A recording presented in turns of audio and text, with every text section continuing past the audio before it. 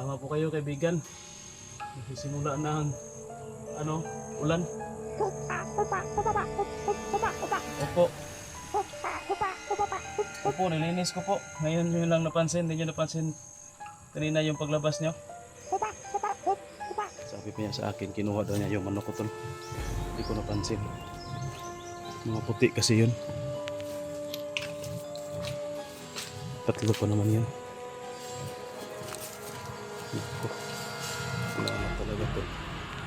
Open. Sus. Ikaw nga ito, ninikawan tayo ni Harang Ipaos. Sabi ni Harang Ipaos natin sa atin na yung mga punso daw na ginawa niya, yung mga portal, sinisira daw, unti-unti daw sinisira ng mga tao.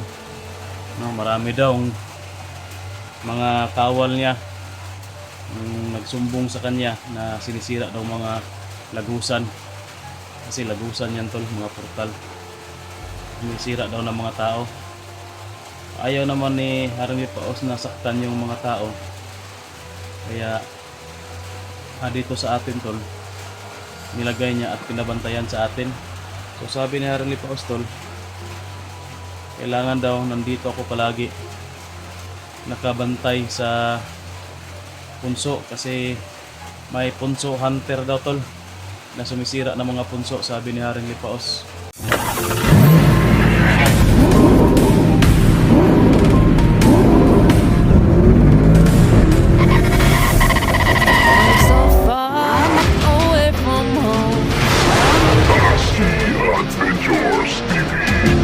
Papasok muna ako doon sa kaharian ni Harang Ipaos. Madali lang yan. Bisan tayong makaano dyan, kalabas. Sige po, tara po kaibigan.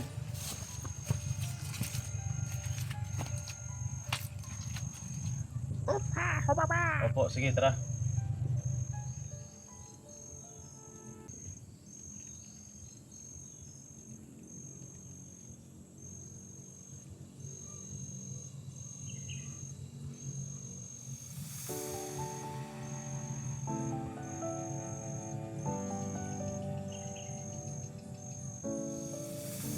I've come so far away from home.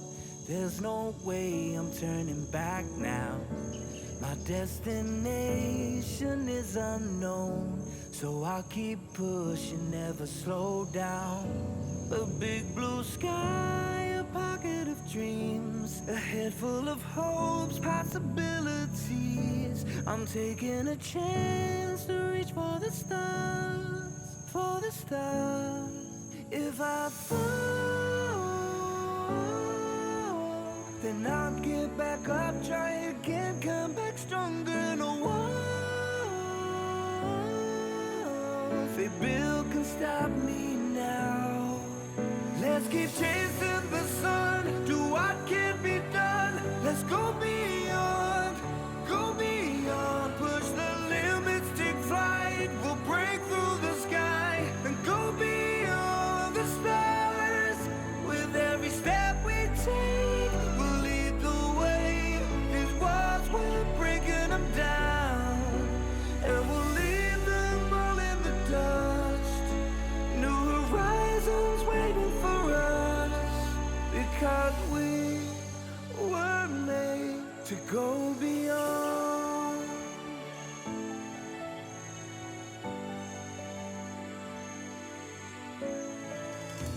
I won't forget where I came from. I'll use my past to build my future. Keep moving forwards, go beyond what they thought possible. If I fall, then I'll get back up, try again, come back stronger. No walls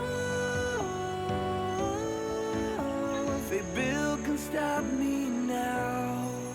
Let's keep chasing the sun, do what can be done. Let's go beyond, push the limits, take flight. We'll break through the sky and go beyond the stars. With every step we take, we'll lead the way.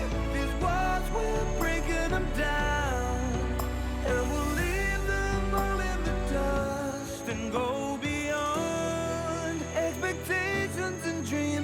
get stronger, to push harder than before. It's a time for change. We're standing on the edge of greater.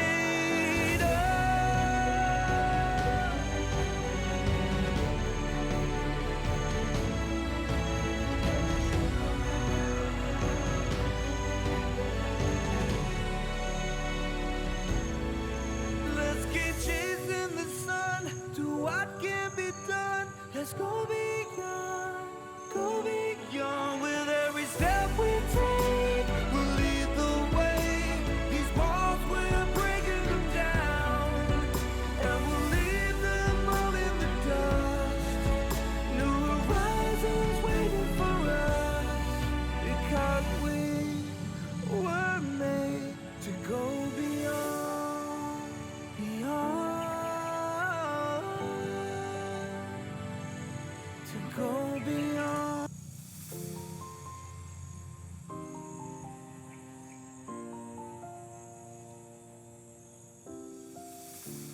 I've come so far away from home. There's no way I'm turning back now. My destination is unknown, so I keep pushing, never slow down. A big blue sky, a pocket of dreams, a head full of hopes, possibilities. I'm taking a chance to reach for the stars, for the stars. If I fall, then I'll get back up, try again, come back stronger. No walls they built can stop me now. Let's keep chasing the sun, do what can be done. Let's go beyond, push the limits, take flight. We'll break through the sky and go beyond the stars. With every step we take, we'll lead the way.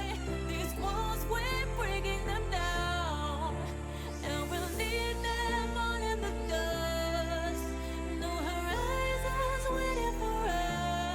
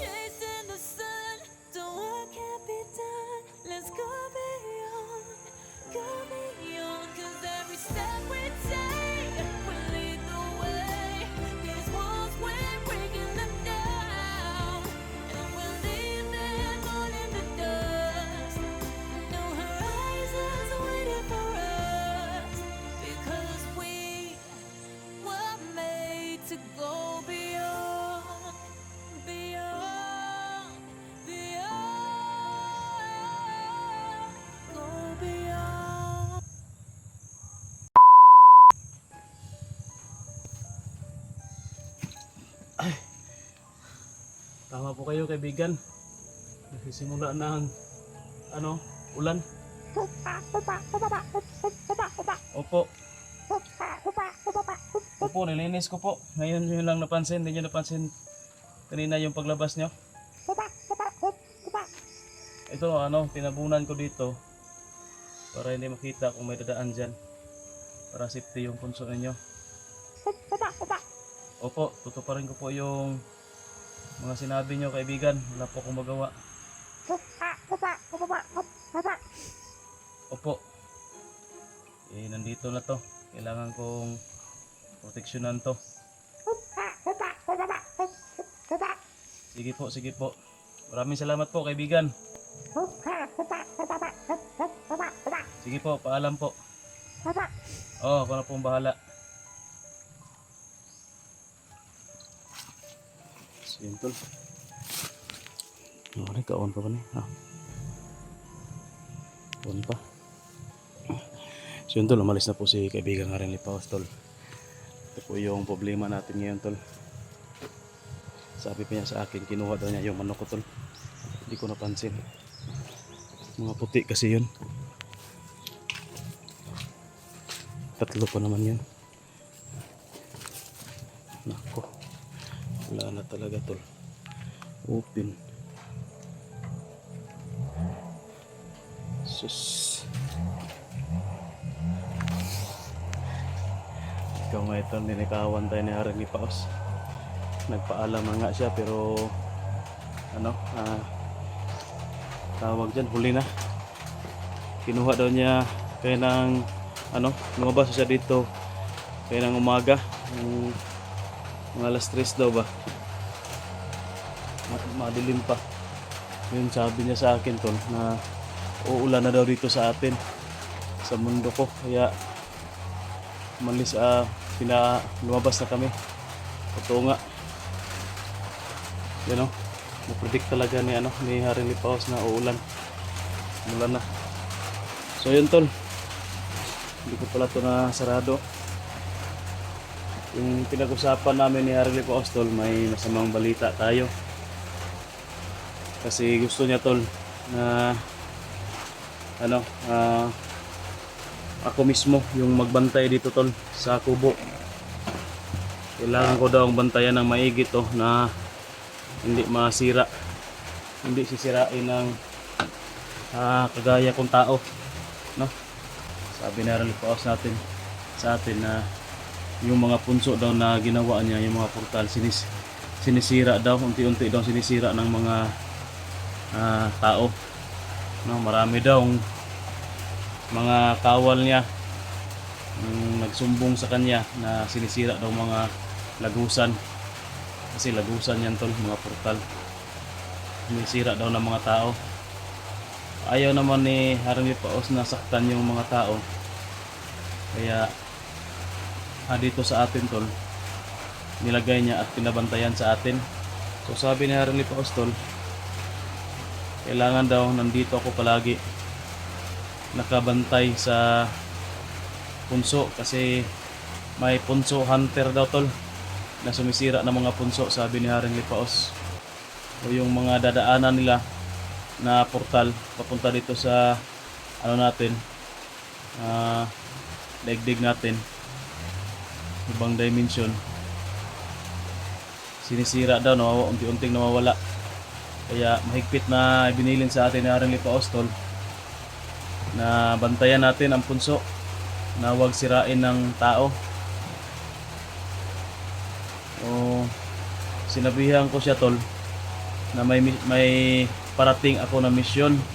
Yung mga kaibigan ko na kagaya ko hunter nabibihag, pero sabi niya sa akin tol na ipagpaliban ko muna daw yung pagpunta sa ibang lugar. Kailangan daw akong mag-focus dito kasi bago lang daw yung portal niya na nilagay dito, kailangan ko daw bantayan.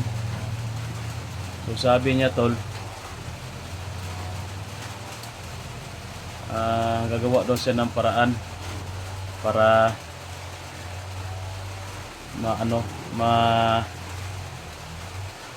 ma-secure ba itong yung punso yung ibang punso ba. Kasi sinisira nga daw ng mga tao. Ito ng punso dito, nag-iisa lang na tong punso niya. Tapos kung lalabas siya, hindi daw siya makalabas dito sa sa kubo paligid kasi may nilagyan ko ng bakod. So sa tingin ko tol, ipatanggal daw niya, pero sinabihan ko na hindi pwede kasi marami tayong kalaban na mga bandido na alam nila kung nasaan yung kubo, baka lusubin tayo. So sinabihan ko na lang siya na maggawa na lang ako ng sikretong daanan na pwede niyang madaanan, o kahit sino yung kasama niya na madaanan niya. Bali ano lang siguro tol, mga 1 to 2 meters lang o 1 meter lang siguro na i-cut natin yung bakod na pwede niyang daanan. So pumayag naman si Haring Lipaos tol. Malalaman niya yan kung saan natin ilagay yung pwedeng daanan niya, kasi ma-sense nila yan eh. Sikreto lang, hindi ko i-video tol, baka makita ng iba. So yun tol, no, yung manok ko puti kasi yun, mga puti ba, no, kinuha nila.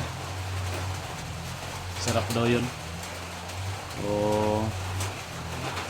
na tayo magawa kasi rin naman eh, malaki rin natutulong nga sa atin ni Haring Lipaos, at alam ko na may ibabalik din yan sa akin siya na kapag ganyan, no. So pusa lang natin yung ialay sa kanya tol. Medyo matagal-tagal din, at saka salamat pa rin tayo na nandito na siya malapit sa atin, sa kubo. Ito yung sinasabi kayo na ni Haring Lipaos na umuulan na daw dito sa daigdig natin. Kaya sabi ko sa kanya, yung cellphone ko mabasa yon. Kaya dali-dali kaming lumabas tol. Yun yung problema nila ngayon tol, at problema din natin. Kailangan nating bantayan ang punso na hindi masira to, dahil kapag masira daw to tol, ako daw yung mananagot kasi ako yung pinabantay niya. Kaya wala tayong magawa tol. Sa mga nag-request dyan sa atin, siguro marami pa namang hunter na pwedeng ma-request natin na tutulong doon sa kanila, sa mga nabihag natin ng mga kasamahan. So ito yung binigay sa atin ngayon na mission ni Haring Lipaos tol, yung punso kailangan nating bantayan. So lima, no.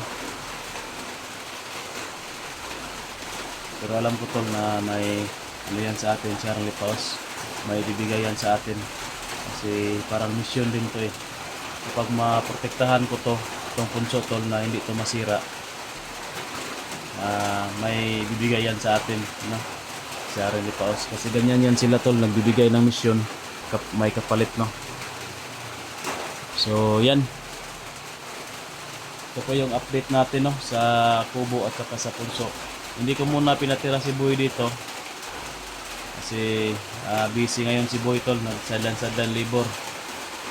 Hindi ako nakasama kasi may lakad ako kanina sa pagsadline. Baka bukas magsadline kami, or siguro hindi na ako makasadline nito tol kasi babantayan ko tong punso dito, tong kubo. Siguro dito na tayo titira nito.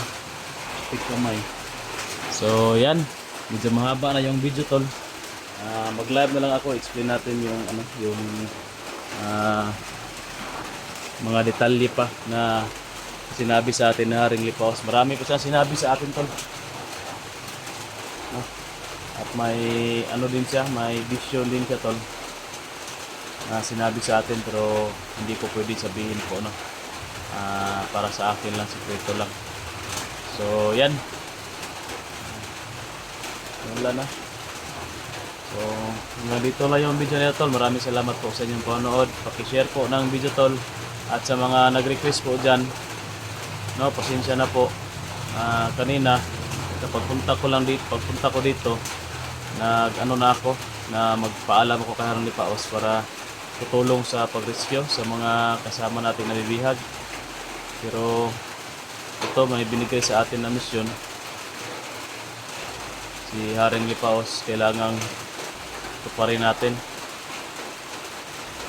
Kasi marami daw ngayon tol na dumadayo lang, no? Yung mga tao ba nga dinadayo, naghahanap ng punso. Parang may nag-uutos daw. Nagkukuman ba? Mga kalaban siguro nila ni Haring Lipaos. Iwan ko tol, basta kalaban siguro yan, no? Nila Haring Lipaos, baka may nag-uutos dyan sa kanila. Baka na-hypnotize ng mga kalaban. Or baka tao din yan na may gabay din na kalaban ni Haring Lipaos, parang ganon ba. O yung mission na binigay niyan, sirain yung mga punso. So iwan ko lang kung makapasok siya dito sa bakod na nilagay ko. At syempre magtutuos kaming dalawa kung dito, no, yung punso na Haring Lipaos yung binantayan ko dito, yung sisirain niya. Kaya kailangan ko daw maging alerto at mapagmasid sa paligid. Yan daw yung ngayon, kalaban ni Haring Lipaos, no. So yun tol, maraming salamat po sa inyong panood. Ingat tol, God bless.